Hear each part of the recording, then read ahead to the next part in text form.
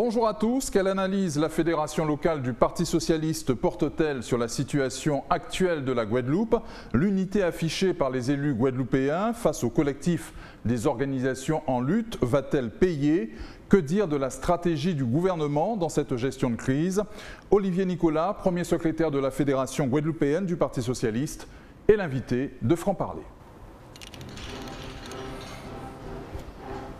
Olivier Nicolas, bonjour. Bonjour Thierry Fanderé. Merci d'avoir accepté notre invitation.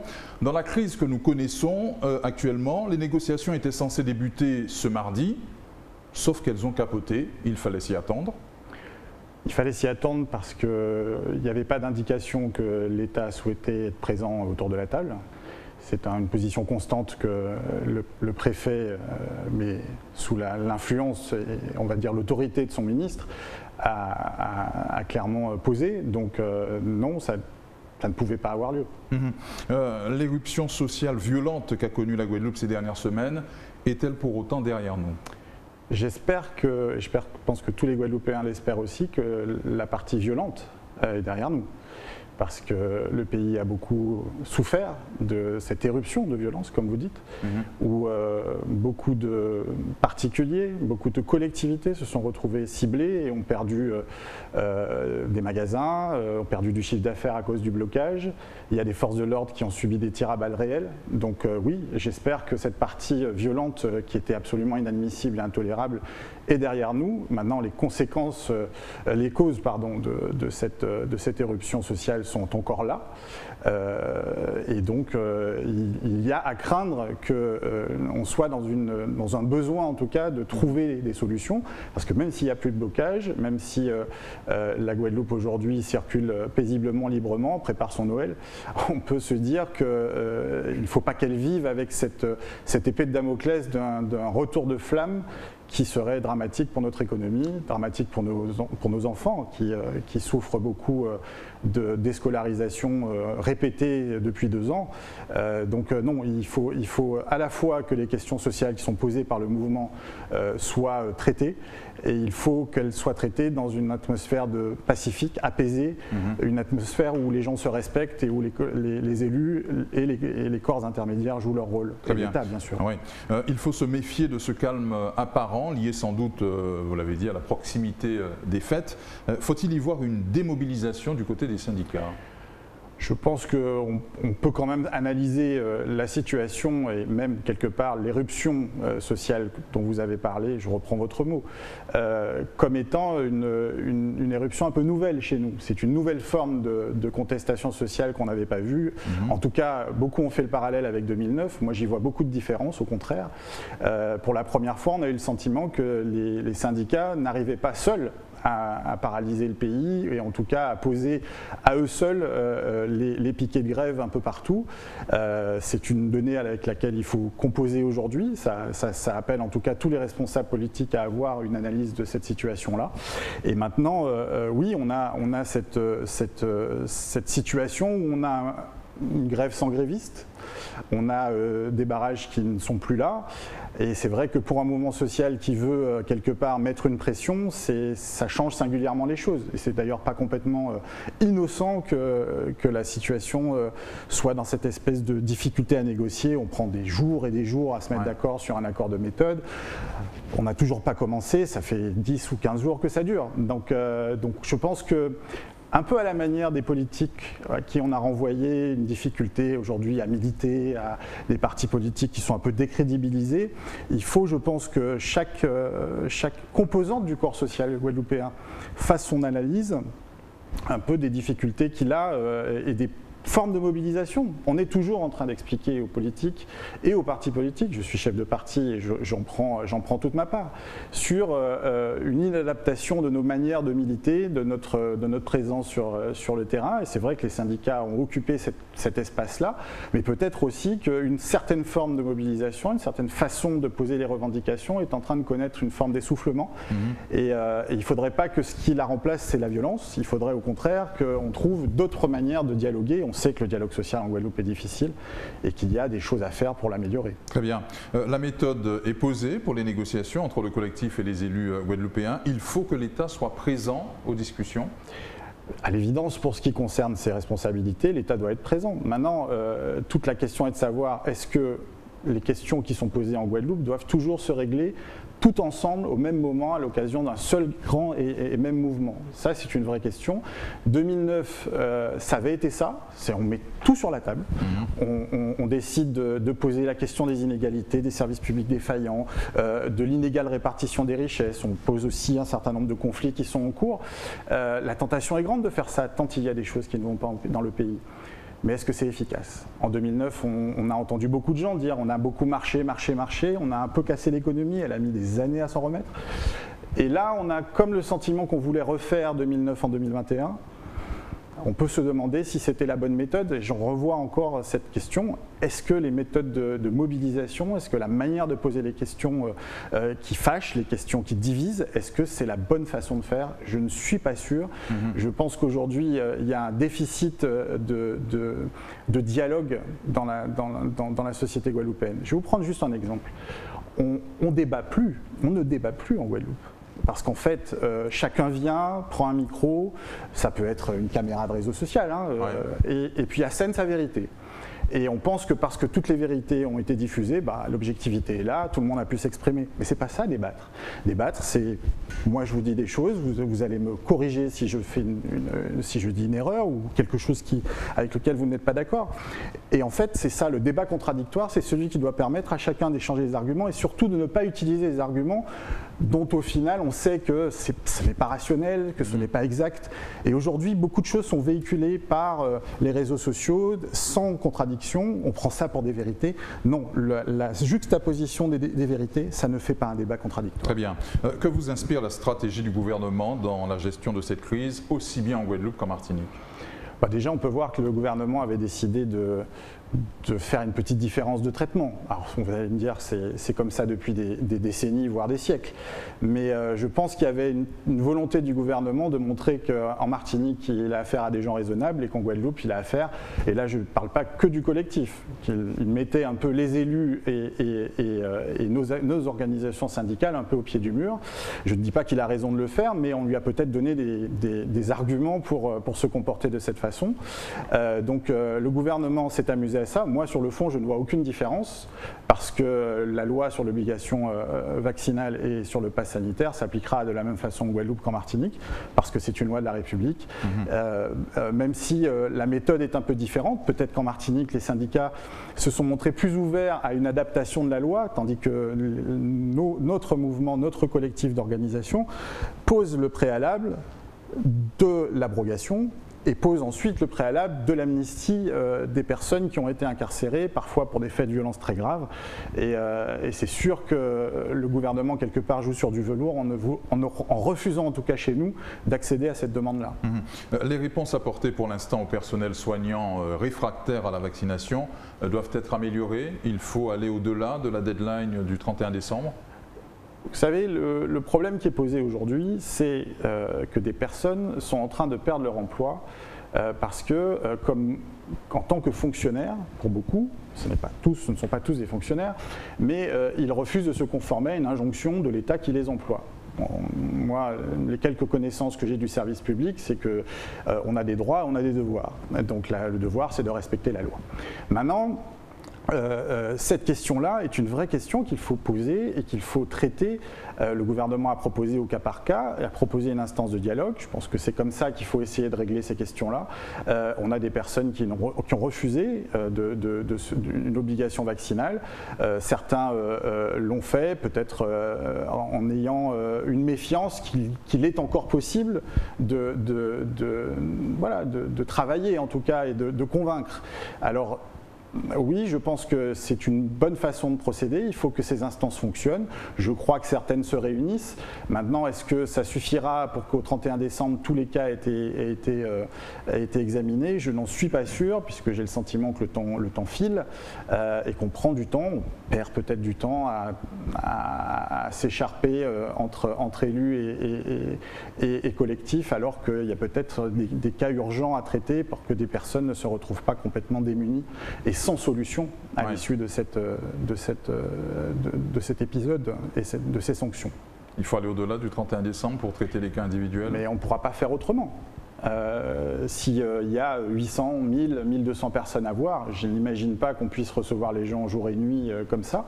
Donc à mon sens, oui, il faut prendre le temps de traiter les cas. Cette loi s'applique. On a vu à l'occasion de cette crise qu'on avait une forme de méconnaissance aujourd'hui des capacités qu'un gouvernement peut avoir de revoir une loi. Je rappelle que c'est le Parlement qui vote une loi. Donc quand on demande à un ministre de revoir la loi, on sait très bien qu'on ne s'adresse pas forcément à la bonne personne. Et puis surtout, on touche du doigt la difficulté d'avoir des régimes législatifs différents selon les territoires. Et c'est pour ça d'ailleurs que la question de l'autonomie est très vite apparue, parce que quand on est en refus d'appliquer une loi de la République, quand on est dans une volonté systématiquement de les adapter ou systématiquement même de savoir si on veut de cette loi ou pas, eh bien il faut changer le régime dans lequel on est. Dans les colonnes de l'Express, le professeur Pialou, chef du service d'infectiologie de l'hôpital Tenon, à propos du Covid-19, a affirmé qu'en Guadeloupe, comme en Afrique du Sud, la désinformation concernant cette pandémie tue. Mais c'est une évidence. Vous partagez ce point de vue? Oui, je partage ce point de vue. La désinformation, vous savez, elle mine la confiance. Et je pense que vous êtes comme moi, vous allez voir votre médecin en confiance. Et quand on vous propose un médicament, vous le prenez en confiance. Moi, je suis né en 1974, je suis un enfant des premières obligations vaccinales. Je ne suis pas sûr que ma maman ait demandé au médecin qui m'injectait le BCG, le DT polio, le tétracoque, ce qu'il y avait dedans. Et aujourd'hui, on sait qu'on est dans une pandémie, et c'est nouveau ça par contre. Et c'est compliqué de bâtir une confiance là-dessus. Moi, j'ai confiance dans la médecine, j'ai confiance dans la science, même si on sait très bien que les traitements ont tous des effets secondaires. Et il faut toujours étudier le bénéfice-risque. Et je fais confiance à la science justement pour étudier ces bénéfices-risques. Et donc oui, quand on mine la confiance en disant oui mais alors attention là, on dit que... Moi je suis confronté à ça en permanence, y compris sur les réseaux de mon parti politique où mes militants ne sont pas différents de la société guadeloupéenne. Certains sont pro-vax, d'autres sont anti-vax, sont méfiants. Et je suis confronté à voir apparaître sur nos réseaux en permanence des informations, des documents, des choses qui proviennent de sources d'informations qui ne sont pas vérifiées, qui sont parfois très franchement identifiés à l'extrême droite, des complotistes ou des choses comme ça. Et je pense qu'effectivement, on a un travail de pédagogie, mais comment faire ce travail de pédagogie quand vous êtes en permanence battu en brèche par « ah oui, mais il y a ça et il y a ça ». C'est très bien que l'information circule, mais à un moment donné, pour construire la confiance, il faut se mettre d'accord sur ce qu'on reconnaît comme étant des sources dignes de confiance. Vous êtes journaliste, vous êtes confronté à ça en permanence. Très bien. Pour revenir au conflit qui nous concerne, les conditions maintenues par le collectif concernant l'abandon des poursuites à l'encontre des personnes interpellées lors des violences urbaines, ces préalables, ces conditions sont recevables sérieusement ? Très difficilement, Thierry Findéré. Demander à ce que des personnes qui ont tiré à balles réelles sur des policiers soient quelque part amnistiées. On sait bien que l'amnistie, ça revenait tous les 14 juillet ou à l'élection du président de la République. Il n'y a plus aucun président et puis aucun gouvernement qui ne cautionne ça aujourd'hui parce que les faits qui se sont produits étaient assez graves. Donc je pense que c'est pas mettre toutes les chances de notre côté pour sortir par le haut de cette crise que de poser cela comme un préalable. Et donc il faut de ce point de vue-là que chacun mette un peu d'eau dans son rhum pour qu'on essaye, pour ne pas dire dans son vin, mais, mais pour qu'on essaye de comprendre ce qui est dans un conflit possible d'atteindre, un point de sortie, c'est ce qu'on doit chercher. J'étais syndicaliste pendant une dizaine d'années et il faut toujours démarrer un conflit avec l'idée de l'endroit où on veut en sortir. Il faut savoir les revendications qu'on est en mesure d'obtenir. En 2009, on avait une revendication qui était simple et limpide, 200 €. C'était pas simple à obtenir, c'était compliqué même pour les entreprises d'arriver à cette augmentation de salaire, mais c'était possible. Abroger une loi, ça n'est pas du domaine du possible. Amnistier des personnes qui font l'objet d'enquêtes et de jugements, on est au plein cœur de la séparation des pouvoirs aujourd'hui et c'est sacré. On ne peut pas venir dire aux juges non, vous les avez condamnés, mais on va les gracier comme ça. On n'est pas dans cette ère du temps-là en tout cas. Avez-vous le sentiment que les vraies revendications sont vraiment sur la table ? Non, on peut se rendre compte que quand le mouvement a été lancé, il y avait une volonté de poser, comme je l'ai dit tout à l'heure, tous les sujets. Il y a les sujets qui relèvent du sanitaire, je vous ai dit ce que j'en pensais et ce qu'on pouvait en penser quand on connaît le fonctionnement de l'État. Et puis il y a toute une série de sujets qui aujourd'hui sont évidemment les plaies béantes des politiques publiques en Guadeloupe. Je pense qu'on est dans cette situation où il faut un mouvement social pour convaincre les pouvoirs publics dans leur ensemble, je ne vise personne en disant ça, de faire leur travail, c'est-à-dire d'amener de l'eau dans le robinet, d'avoir une politique de transport. C'est ainsi en Guadeloupe depuis de nombreuses années, donc il y a effectivement matière à mettre les gens en colère. Moi je pense que quand on est dans une situation où la vie explose, la vie chère explose, que les prix explosent, que pour les produits de première nécessité, et on a vu sur les carburants, mais on a vu sur toute une série de choses, les pâtes alimentaires, on est dans une spirale inflationniste au niveau mondial, donc nous en sommes les premiers victimes puisque nos produits sont déjà plus chers. Mais encore une fois, ces sujets-là, ce n'est pas des sujets qu'on règle dans l'immédiat. Une grève, il y a un petit décalage à vouloir faire une grève pour régler des sujets qui se posent, certains à court terme, mais d'autres à moyen et long terme. L'unité affichée par les élus guadeloupéens face au collectif des organisations, c'est suffisamment rare pour être signalé. Notre classe politique sait mettre de côté ces divergences? Il faut souhaiter que ce soit possible quand on est dans une situation comme celle-là. Après, le fait d'être uni n'empêche pas de défendre des options différentes, puisque vous savez très bien que l'unité n'est pas l'uniformité. C'est une phrase toute faite, mais elle a son sens. Encore une fois, beaucoup des sujets qui sont posés par le collectif sont dans les mains des collectivités.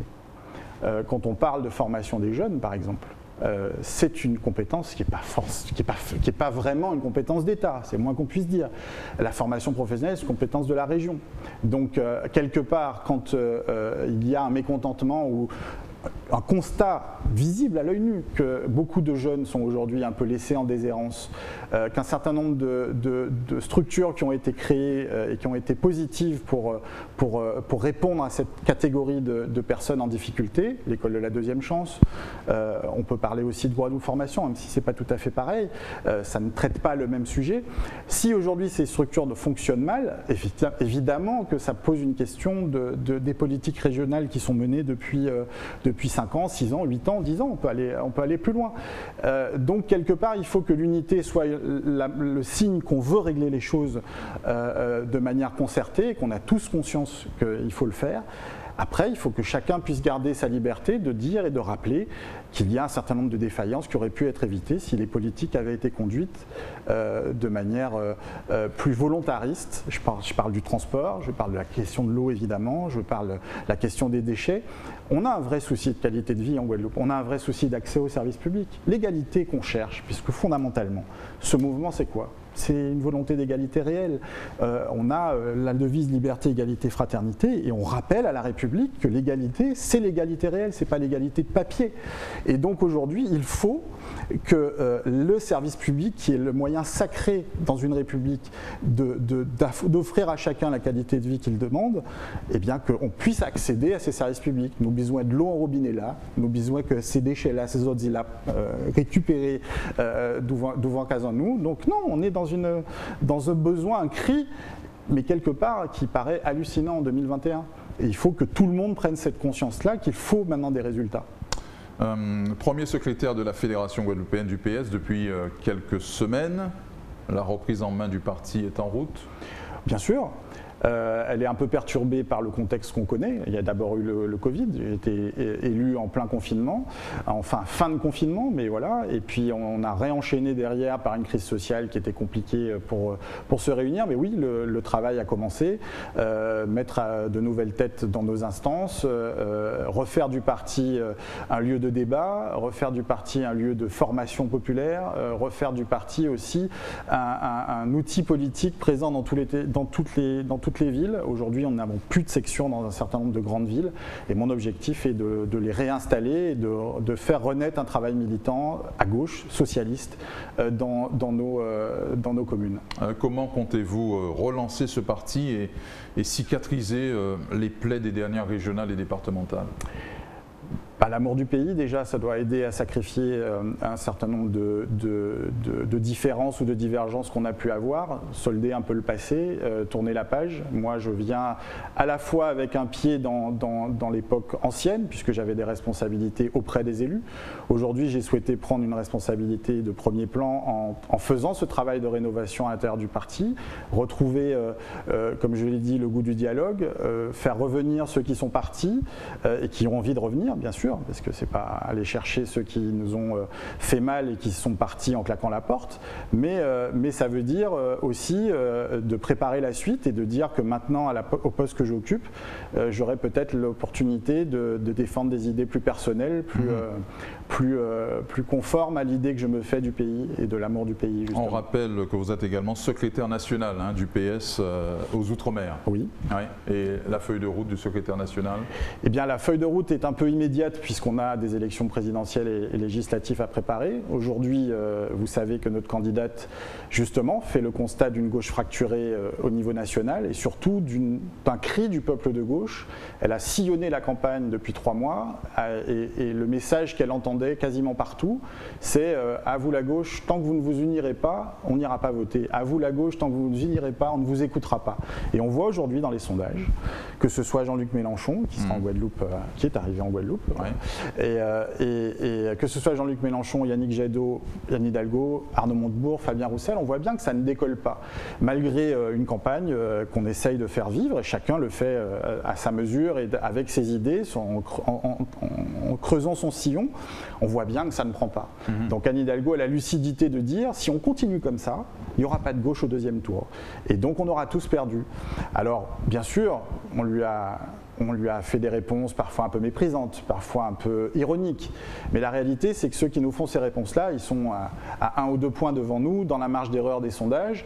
Je pense que personne ne peut pavoiser de la situation de la gauche aujourd'hui, à 24-25% de total gauche dans le pays. Mais c'est un drame, parce qu'on voit ce qui nous attend. Ce qui nous attend, c'est une droite, on va dire, en forme de dégradé, une droite qui se présente comme une droite soft, la République en marche, le président de la République sortant. On voit une droite qui s'est durcie autour de Valérie Pécresse parce qu'il y a une extrême droite aujourd'hui qui a pignon sur rue dans le pays, qui impose ses thèmes un peu partout, qui s'éloigne de toutes les questions d'égalité, de justice sociale et qui est vraiment que sur des discours sur l'immigration, sur la différence, sur le refus d'un certain nombre de débats, de différence et de diversité. Je suis désolé, il faut que la gauche se réveille. Et Anne Hidalgo, dans sa démarche, elle appelle la gauche à se réveiller. Moi, au niveau local, c'est ce que je ferai aussi dans le prolongement de son action, pour bien dire que la gauche doit s'unir. On arrive à gérer des collectivités ensemble, on a été à des combats électoraux ensemble. Il faut qu'on continue à cultiver cette unité-là et proposer une candidature à gauche qui tienne la route et qui nous permette d'être au deuxième tour. Merci Olivier Nicolas d'avoir répondu à nos questions. Merci à vous. Merci à vous pour votre fidélité à Franc Parler. On se retrouve demain sur votre chaîne locale.